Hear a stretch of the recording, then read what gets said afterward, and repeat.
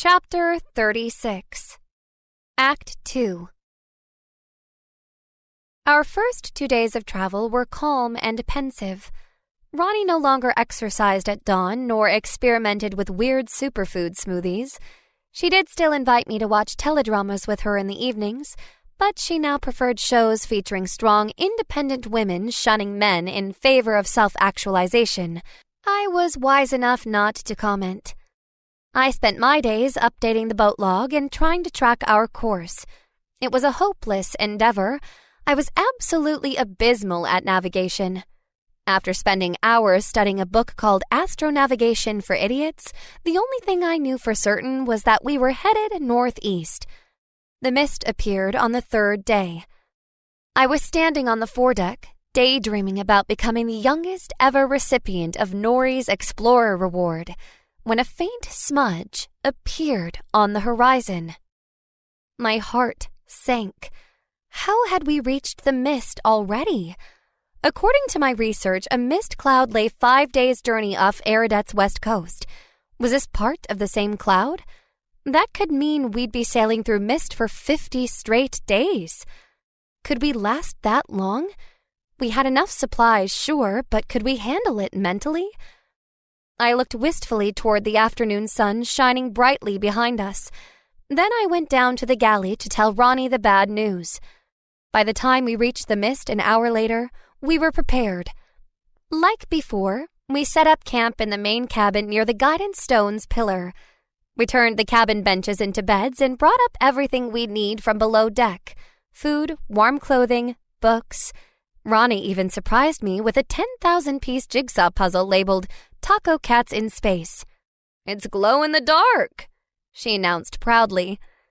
I'd brought my own mist-busting supplies from Paradise: hand-crank flashlights and disc players, chemical hand warmers, and phosphorescent powder.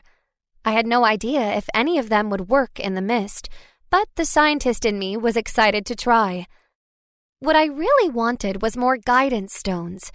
If we had a stone for each cabin, we'd have light and warmth throughout the entire ship. I'd considered gathering the glowing stones from each Panosyn boat that docked overnight in Paradise, but my conscience stopped me. They weren't mine to take. Removing the stones meant I'd be stranding the boats in Paradise and thereby stealing someone else's chance to sail east. One guidance stone would have to be enough. And honestly, with the mist encircling our boat in a figurative and literal cloud of doom, I wouldn't want to be alone in my cabin anyway. As the mist engulfed us, Ronnie used the last few minutes of electricity to make us giant mugs of hot chocolate. Then we battened down the hatches and tried to ignore the dread building within us. Within moments of entering the mist, the chorus of sibilant voices began.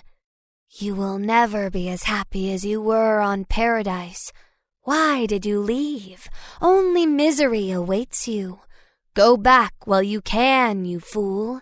You'll never make it out alive. Why prolong your torment? End it now." Mercifully, our hand-crank disc player didn't die in the mist. We turned it up to full volume and blasted upbeat music in an attempt to smother the depressing whisperings. It worked for a song or two, but the sense of impending doom overpowered even the strongest beat. No matter how many times we assured each other, the boats don't sink and the guidance stone won't falter, my thoughts were plagued with fearful what-ifs. What if our boat is the exception to the don't-sink rule? What if our water desalinator fails? What if there isn't another island and we're stuck in the mist for another 2 months? What if there is another island, but it's full of monsters?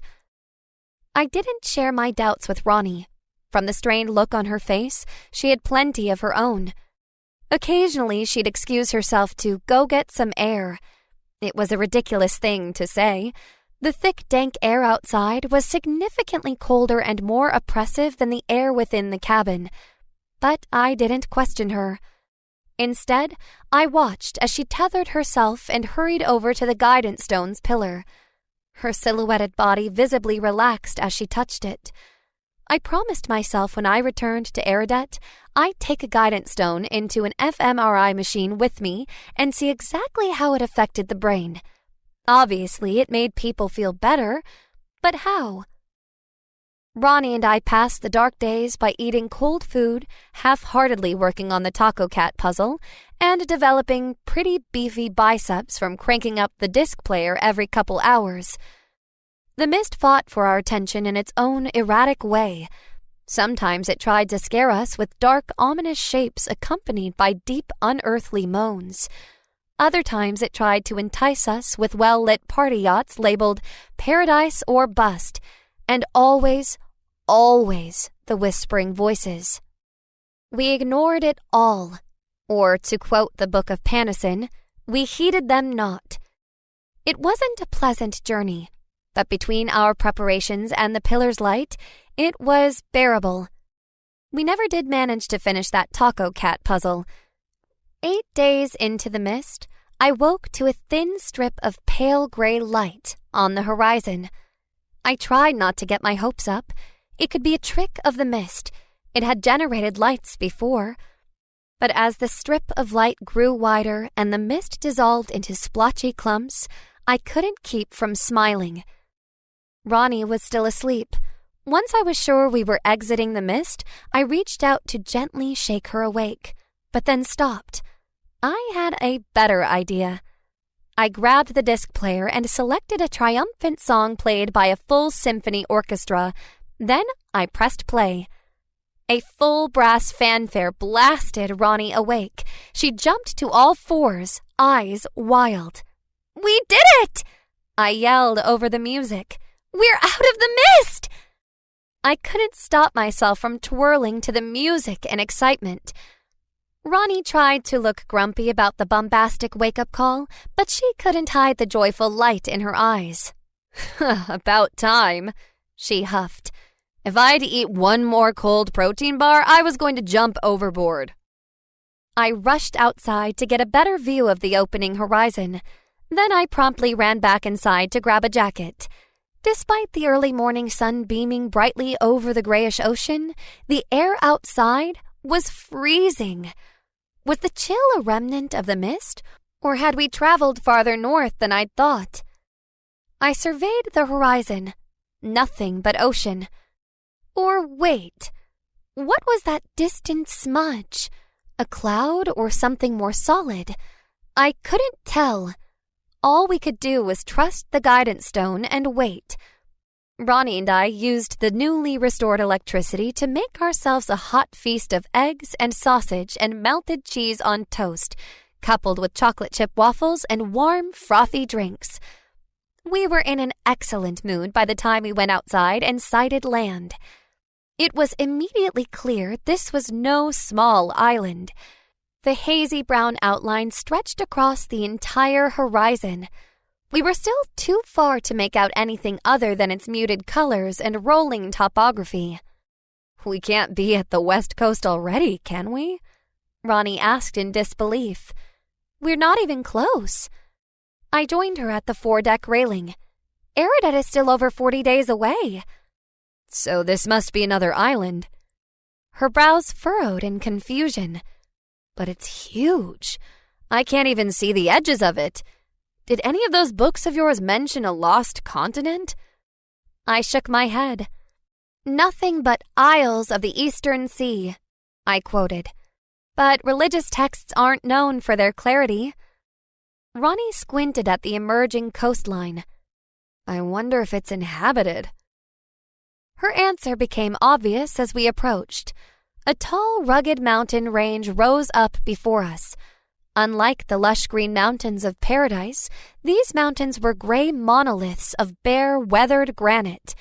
They looked equal parts majestic and inhospitable. As I stared at the jagged peaks in wonder, a glint to the right of the mountain range caught my eye. I squinted and was surprised to see what looked like enormous glass towers competing with the snow-capped mountains for height. I'd seen plenty of skyscrapers in my life. I'd entered an Eridet city after all. But I'd never seen anything like this. The buildings were massive, They must have been close to a mile high, and they were only the tip of the island's civilization.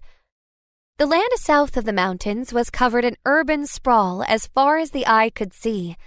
The metropolis was easily double, triple the size of my entrance city. Millions upon millions of people could live there. I turned to Ronnie, shaking my head in astonishment. There's no way a city this big is populated by erudition emigrants. You're positive this isn't just the West Coast? Ronnie asked. I've heard it's very crowded and glitzy over there. Unless the mist somehow teleported us 12,000 miles in 6 days, this can't be part of Eridet. We watched the approaching landmass in silence, each caught up in our own thoughts. What kind of people awaited us on this enormous urban island? Would we be able to communicate with them? Hopefully they were friendly. Maybe they were the ones who'd invited me to come and see. Or maybe they were territorial isolationists who would kill us on sight. My chest tightened in fear at that thought. I remembered how no erudition had ever returned from sailing east. How many voyagers had met their journey's end here, on this vast industrialized island? Where did the inhabitants of this island come from? Paradise had been populated by erudition emigrants, but this place, it was far too big. I suspected this island must have its own Genesis pools. How else could it maintain such a large populace? My mind reeled with the possibilities. If this island had its own isolated gene pools, what did that mean for the people who entered through those pools? Would they be genetically different from us eruditions? Would they be taller or smarter or weaker or skinnier than us? Would they have different colors of eyes or hair? Would they even have the same basic anatomy? My wild imagination conjured up images of long-limbed giants living in their sleek glass towers, or maybe even angelic people with enormous feathery wings. Could be robots, Ronnie said, derailing my fanciful train of thought. What? Robots, Ronnie repeated. I mean, think about how advanced the surface bots were on Paradise. What if this island is inhabited by an army of super advanced robots? I couldn't tell whether or not she was joking. The city did look extremely industrial. I didn't see any fields or orchards or any other indication of agriculture. Humans would need a food source, but just because a food source wasn't visible didn't mean it wasn't there. We were now only a mile or so offshore. Hundreds of boats darted around the coastal waters. Most were small recreational watercraft, but I also saw a few fishing trawlers. So the island wasn't inhabited by robots then, unless robots had use for fish. And was that a cargo ship? If this was an isolated island between mist clouds, where were they shipping cargo to and from? We were still too far away to see what kind of people, or I guess possibly robots, were controlling the boats. Woo-wee! A powerboat pulling a water skier in a banana costume shot past us at an alarming speed. It must have been going over 100 miles an hour. Ronnie and I gripped the foredeck handrail as our boat bounced in the powerboat's wake.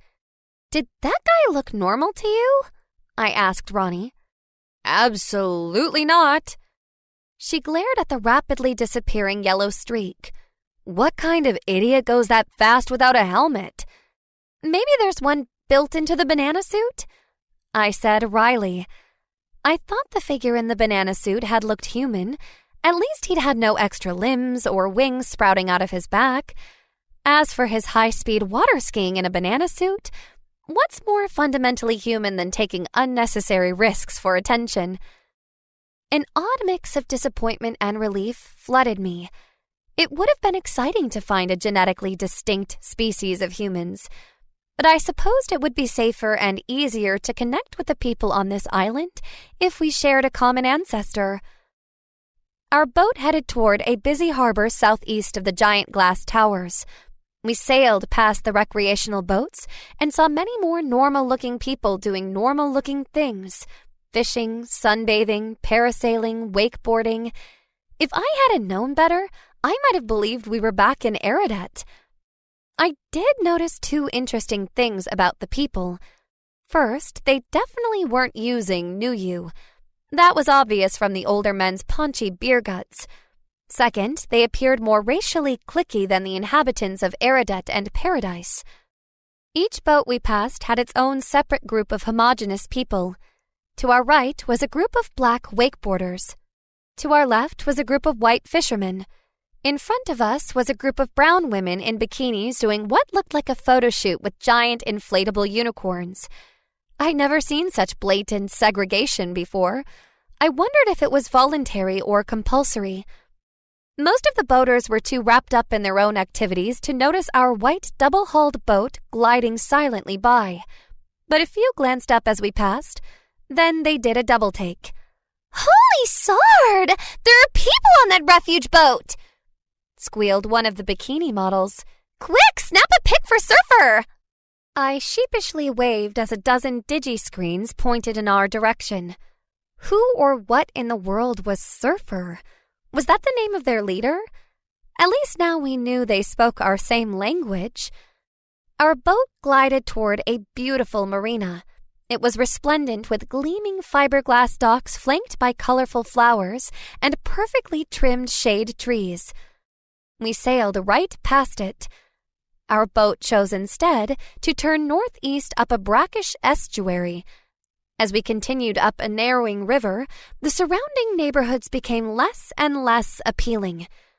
The shining structures of glass and steel were replaced by old tin shacks streaked with rust stains.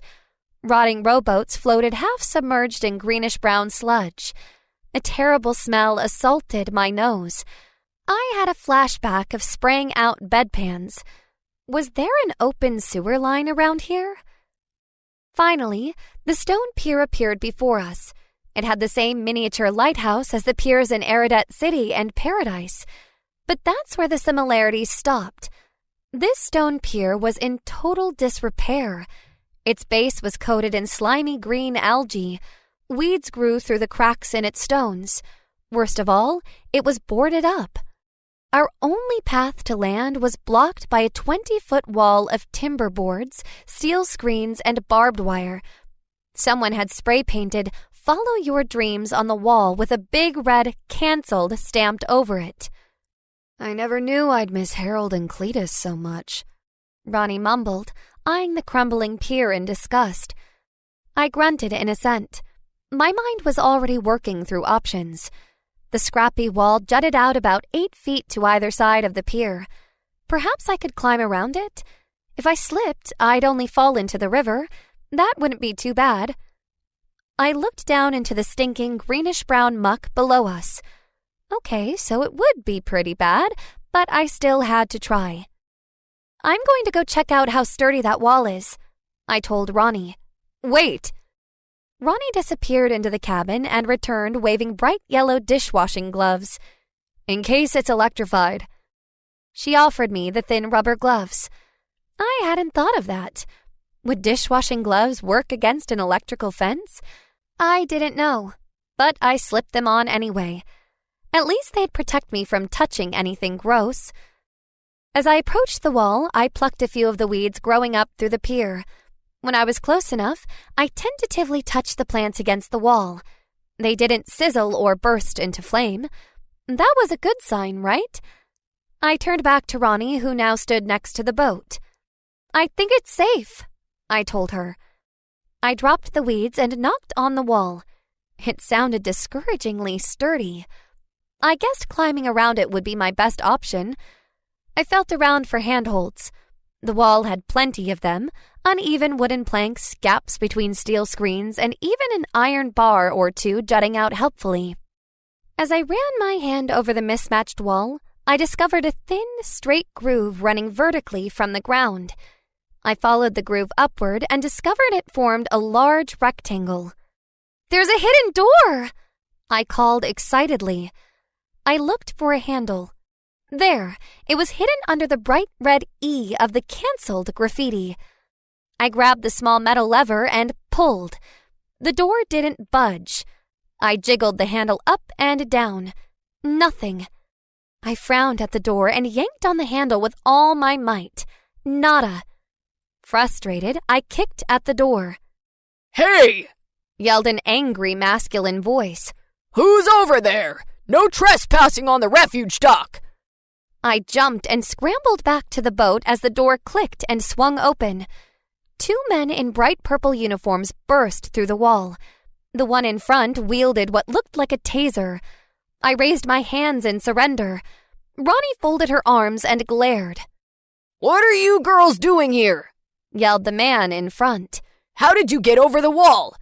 "We can't get over the wall. That's the problem." Ronnie rested her hand defiantly on her hips. "Step away from the refuge boat," the second man ordered. "That is government property." "It's my property," Ronnie argued. "And frankly, if you boneheads are the best welcoming committee this island has to offer, my newbie and I are getting right back on it and sailing far away from your rude little society." The uniformed men exchanged a quick glance. "You're saying you sailed here on that?" The first man nodded to our boat. His taser was still pointed at my chest. "That's right." Ronnie scowled at them. "We didn't battle our way through the mist just to be maltreated by some wannabe tough guys. What are you anyway, the grape police?" I wish she hadn't insulted the man who was pointing a weapon at me. "Sorry, she lashes out when she's scared." I smiled apologetically at the men. My arms were beginning to ache from keeping my hands raised. "We're really just harmless and confused." The man in front lowered his taser and frowned at me. "I'm Officer Clark of the Freedom Force." He holstered his weapon. "Officer Musa, take point while I call HQ." I took a step back toward Ronnie as Officer Musa stepped forward. He stared us down while his partner reached for his radio. I slowly lowered my arms, all too conscious of the way Officer Musa's hand rested on his weapons holster. "This is Officer Clark on the South Bank," Officer Clark murmured into his shoulder radio. "We got a pair of female refugees just arrived at the refuge pier. What are your orders?" "We're not refugees, we're—" I looked to Ronnie for help, but she only shrugged. "Explorers or something." I finished lamely. "Trust me, ma'am, I'm doing you a favor. Refugees get preferential status." The radio made a loud squawk, and a tinny voice replied, "Officer Clark, copy that. Take him to the processing center for integration." That sounded ominous. "No thanks," Ronnie said, placing her hand protectively on our boat's hull. "We're not from here. You can't order us around. We'll just sit on our boat until it leaves tomorrow." "Look, lady." Officer Clark heaved an audible sigh.